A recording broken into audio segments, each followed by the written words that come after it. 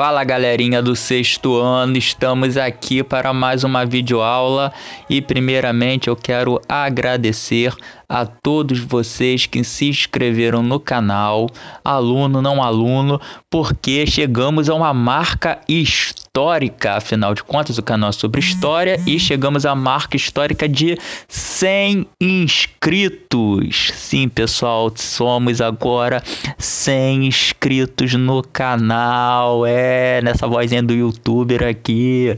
Então, sem mais delongas, vamos para a aula de hoje. Os povos indígenas americanos. Sim, pessoal, já vimos os povos indígenas brasileiros, agora nós vamos ver outros povos indígenas que fazem parte do continente americano. Aí nós temos, né, pessoal, os povos nativos americanos. Muitos povos nativos habitaram a América, mas nos concentraremos em três principais: os maias, os incas e os astecas. Sim, do norte do continente americano até o sul, nós vamos ver vários povos indígenas, pessoal. Só que para o nosso estudo aqui concentrado, nós só olharemos em especial neste momento para três. São esses três aí, os maias, os incas e os astecas, sendo que os maias eles ficavam ali mais na América Central, na região onde hoje é a atual Guatemala, também pega parte de Belize, El Salvador, uma parte também do México, que fica ali na América do Norte. E os astecas, esses sim, vivem ali na América do Norte, no território onde hoje é o atual México. E os incas, que se localizavam no sul do continente americano, aqui na América do Sul, no atual território do Peru. Pegava ali o Peru, pegava também parte da Bolívia também e Equador, alguma parte ali do Equador, certo, pessoal? Aí nós temos o mapa, o mapinha com a região onde esses povos habitavam. Olha só, aí da esquerda para a direita nós vamos ter os maias, que habitavam ali, ó, a região da Guatemala, Belize, Honduras, Salvador, uma parte do México que ele pegava, certo? Ali no centro nós temos o Império Azteca, que ficava ali na região do atual território do México, né, do México. E ali na América do Sul nós temos o Império Inca, que pegava ali a região da Cordilheira dos Andes. Tá vendo, pessoal? Ó, região do Peru, Equador e Bolívia, certo? Região da Cordilheira dos Andes é uma cordilheira muito bonita que fica aqui na América do Sul e que eu creio que vocês estudarão ali em ciências esse ano. Então, pessoal, a gente já chega com o pé na porta mesmo. Já vamos falar dos maias. Os maias, eles eram organizados em cidades-estados, pessoal, com destaque para Mayapã, Tikal, Xixan, Itzá. Xixan Itzá, são os nomes bem complicadinhos, porque afinal de contas são nomes indígenas, os nomes que esses nativos deram para as cidades aqui do nosso continente americano. E o detalhe fica por conta de cidades-estados. Nós já vimos lá na Mesopotâmia que havia formação de cidades-estados. E para refrescar a memória de vocês, o que são cidades-estados? São cidades com governos próprios, ou seja, leis próprias, administração própria, comércio próprio, governo próprio, ou seja, são cidades independentes. Elas estão dentro ali daquela região, no caso os maias, do povo maia, mas cada cidade tem sua própria lei, seu próprio governo, o seu próprio comércio. Então, Mayapã, Tikal, Xizá e Itzá são três cidades-estados. todos esses 3 povos são maias, mas cada um obedece às leis, às regras de sua própria cidade, certo? Eles eram povos politeístas, ou seja, eles adoravam a vários deuses. Até aqui, nenhuma novidade do que a gente já viu até então. Eles também, pessoal, lembrando dos egípcios, construíram pirâmides que serviam de templos onde eram realizados os rituais de sacrifício aos deuses. Olha só, pessoal, esses daí são exemplos de pirâmides maias. Olha só, do lado esquerdo a gente tem uma, do lado direito a gente tem outra pirâmide diferente. A pirâmide do lado esquerdo ela fica no território do México hoje e a do lado direito fica na Guatemala. Então, essas pirâmides diferentes das pirâmides egípcias, elas não serviam para enterrar os mortos. As pirâmides maias, elas serviam como templo, assim como os zigurates, mas os zigurates eram templos para moradia dos deuses, e aqui não. Aqui as pirâmides maias, elas são templos que servem para cerimônias. As cerimônias aos deuses eram feitos sacrifícios humanos, pessoal, dentro dessas pirâmides, porque eles acreditavam que apenas com sacrifícios humanos, com sangue humano, que os deuses iriam se agradar, né? Iriam favorecer o povo. Aí nós temos outra característica dos maias, pessoal. O poder político era exercido pelo líder religioso, ou seja, pelo sacerdote, que era o representante dos deuses. Além disso, o milho era considerado sagrado. Pois é, pessoal, a base econômica dos maias, não só dos maias, mas vamos ressaltar aqui, dos maias, dos astecas e dos incas, a base econômica era através da agricultura. Então, vários produtos eram produzidos, como o algodão, a mandioca, o cacau e o milho. Mas só que na cultura maia, o milho era sagrado, porque eles acreditavam que as pessoas, os seres humanos, eles foram criados a partir da junção do milho com a água. Então, se na cultura cristã, judaico-cristã, se acredita que o homem nasceu através do pó do barro, que Deus modelou e soprou o fôlego de vida, ali os maias vão acreditar que foi o milho com a água, a mistura do milho com a água, a massinha do milho com a água que produziu o homem. E existia, né, a divindade protetora do milho. E aí a gente tem a imagem dela aí. E uma última característica maia é que eles possuíam conhecimento em astronomia e desenvolveram um sistema de escrita. Sim, pessoal, assim como os egípcios e os mesopotâmicos, os maias também desenvolveram sua própria escrita. Aí está, pessoal, um exemplo de escrita maia. Essa escrita maia ela era muito semelhante aos hieróglifos egípcios, né? Porque eles usavam também figuras e usavam alguns tracinhos ali, como a escrita cuneiforme da Mesopotâmia, mas ela está mais parecida com a escrita egípcia. Observa só. Com vários desenhos de figuras, né, com os significados, ou alguns traços ali também com os seus próprios significados. E essa escrita maia, ela tinha uma função. A função dela era religiosa, certo?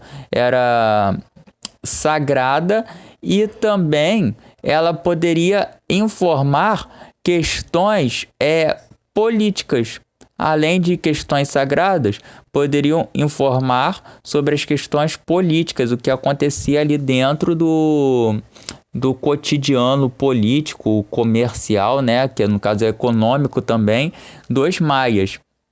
E essas escritas, elas ficaram grifadas ou grafadas nas pedras e também nos códices. O que são códices? Códices são espécies de folhas.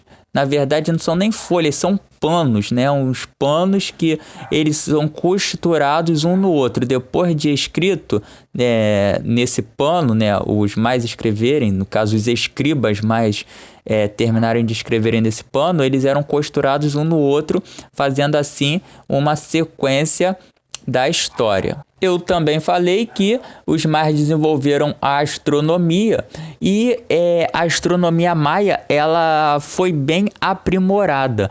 Esse daí é um exemplo de calendário maia. E o calendário maia ele totalizava 365 dias, pessoal. Olha só que interessante. O nosso calendário atual ele tem 365 dias e de 4 em 4 anos ele tem 366, né, que é o ano bissexto. E o calendário maia ele já possuía 365 dias baseado no Sol, no movimento do Sol, ou seja, na rotação, certo? E isso daí prova que a sociedade maia ela era uma sociedade bem desenvolvida, era uma sociedade complexa. O que é uma sociedade complexa? Já falamos disso também.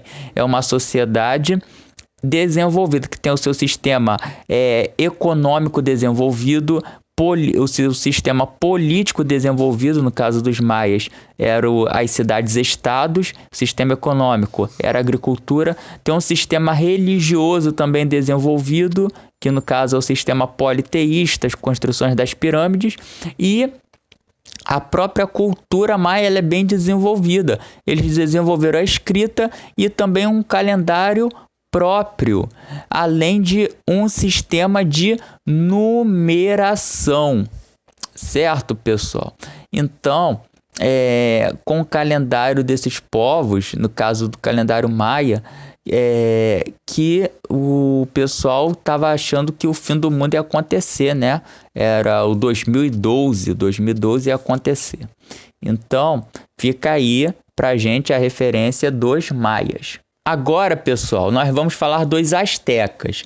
Os astecas, eles possuíam um poderoso exército que favoreceu eles a construírem um grande império. Aí está, pessoal, os soldados astecas, eles andavam com escudos e com esse tipo de bastão, né? Era um bastão de madeira que se a pessoa tomasse uma cacetada desse bastão, ela terminava morrendo na hora, se essa cacetada fosse na cabeça. Ele era um bastão bem poderoso, com umas pontas ali, né,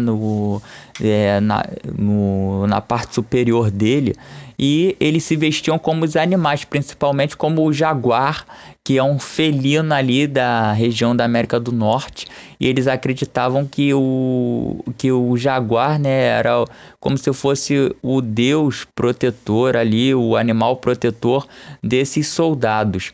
E através desse exército, né, da conquista de outros povos, o rei asteca conseguiu estender o seu poder sobre territórios que não eram seus, né, territórios estrangeiros, e quando há a conquista de território estrangeiro, há a formação do império.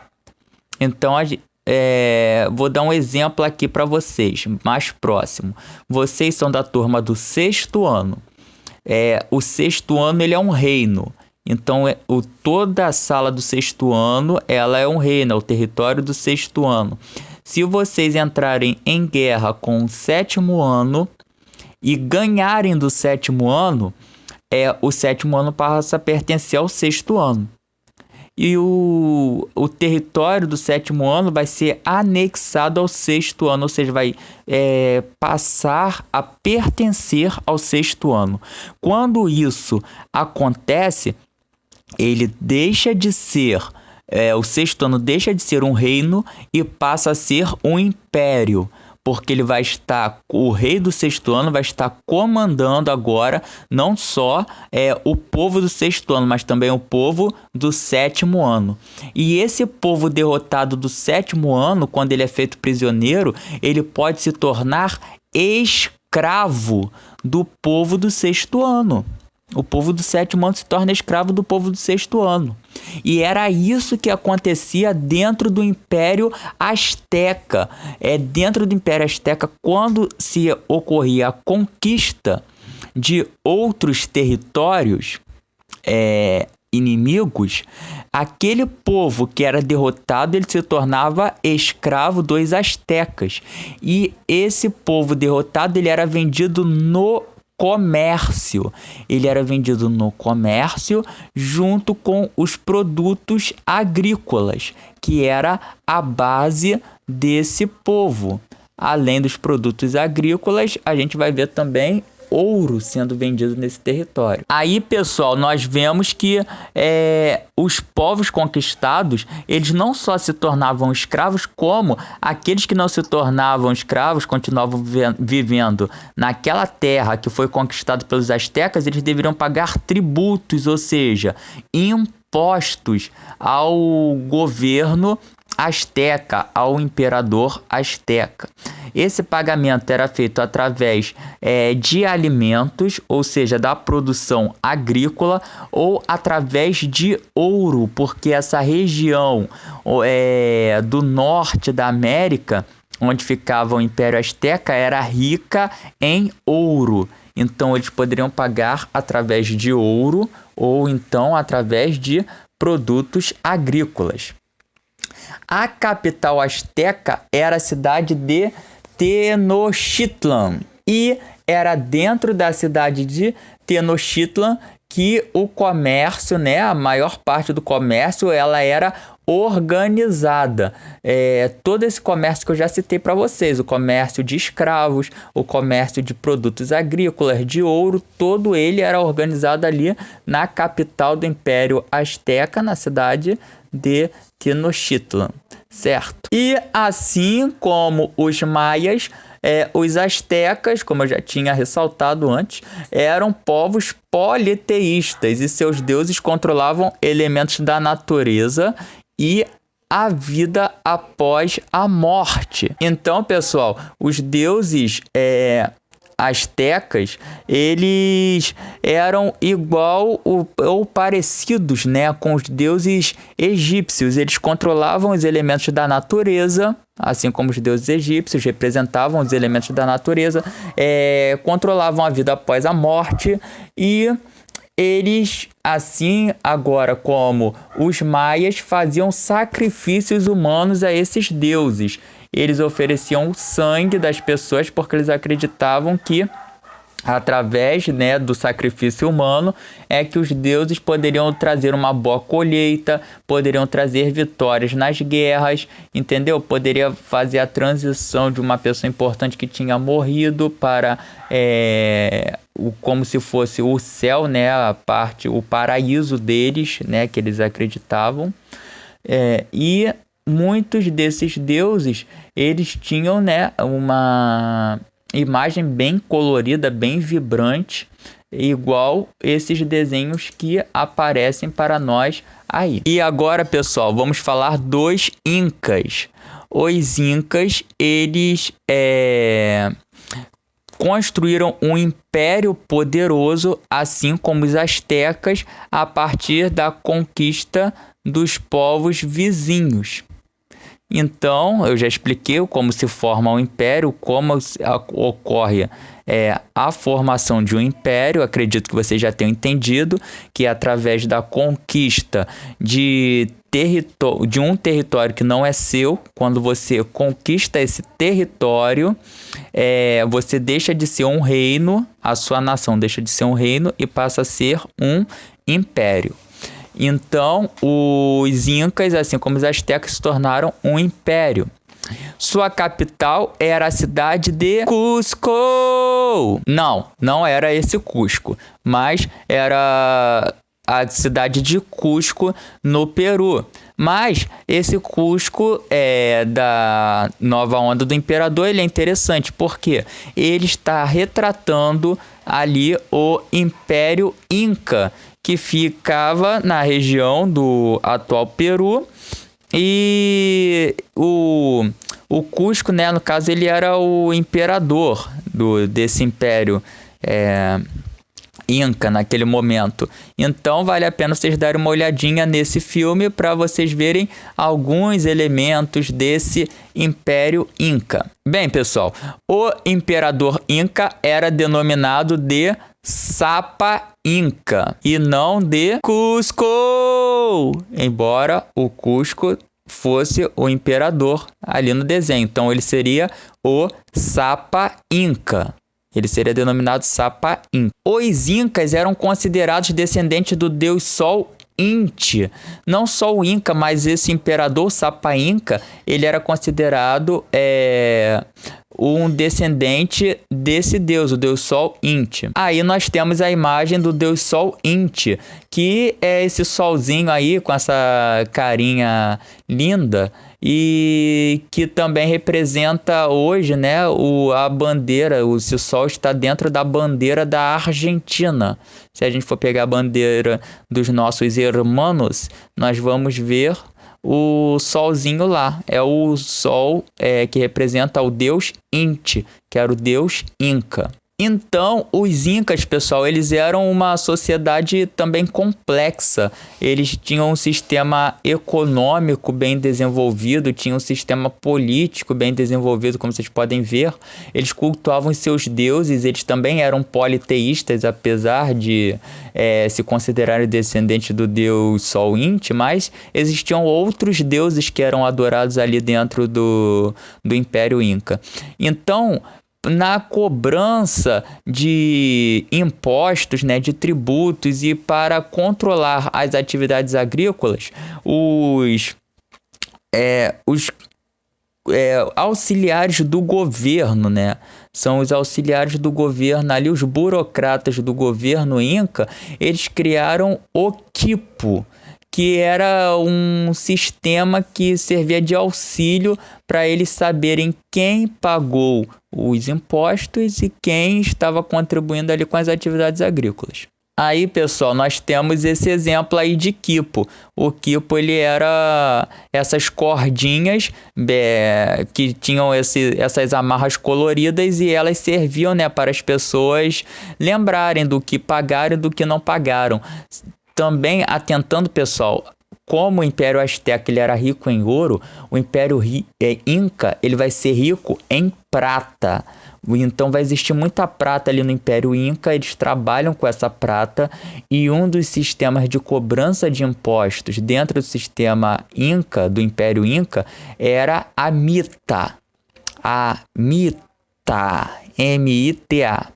Então, a mita consistia num período em que populares eles eram encarregados de irem para as minas de prata que ficavam nas altas montanhas da Cordilheira dos Andes, e um exemplo dessas montanhas é a montanha de Potosí, na Bolívia, que era uma montanha altíssima, onde se falta ar, porque o ar lá é rarefeito.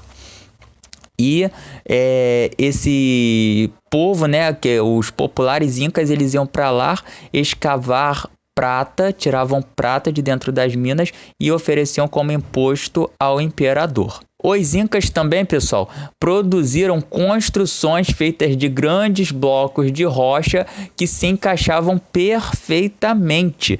E esses blocos de rocha que se encaixavam perfeitamente, eles eram ótimos porque eles resistiam até aos grandes terremotos. E o grande exemplo que nós temos de uma cidade inca que foi construída a esses moldes é a cidade de Machu Picchu, que fica no Peru. Ela fica no alto das montanhas, pessoal, e ela intriga até hoje os arqueólogos, porque eles não sabem como os produtos, né, essas pedras, essas rochas, elas foram levadas até ali, como eles conseguiram levar todos os produtos agrícolas para serem plantados na cidade de Machu Picchu, porque na verdade eles não tinham os instrumentos adequados, segundo esses arqueólogos, para conseguirem chegar até a cidade. Mas, de alguma forma, eles construíram a cidade de Machu Picchu. É uma cidade histórica que está ali também entre as 7 maravilhas ali do mundo antigo. A cidade de Machu Picchu, e ela é muito interessante, muito curiosa. Quem conseguir juntar um dinheirinho, o Peru fica aqui do lado, faz fronteira com o Brasil, então vale a pena ir lá para fazer um turismo. Até o professor, quem sabe um dia vai conseguir ir lá para visitar, Deus queira, Deus permita que sim. E é isso aí, pessoal. A nossa aula de hoje trazendo informações sobre esses povos